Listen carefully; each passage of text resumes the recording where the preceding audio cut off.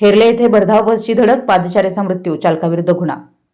हातकणंगले तालुक्यातील हेरले गावात भरधाव वेगाने धावणाऱ्या बसची धडक लागून एका पादचाऱ्याचा मृत्यू झाल्याची घटना 16 मार्च 2026 रोजी सुमारे 8:30 वाजण्याच्या सुमारास घडली आहे।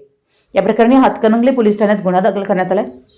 पोलिसांनी दिलेल्या माहितीनुसार हारून मेहबूब मुल्ला राहणार कराड रोड आईस्क्रीम फॅक्टरी पाठीमागे विटा जिल्हा सांगली हा आपल्या ताब्यातील आराम बस क्रमांक AR01 T9063 भरधाव वेगाने व निष्काळजीपणे चालवत असताना हेरले गावातील सांगली कोल्हापूर मार्गावर संदीप कोले यांच्या घरासमोर रस्ता ओलांडत असलेल्या अमित सुनील लोखंडे वय 35 राहणार मातंग समाज हेरले यांना जोराची धडक दिली।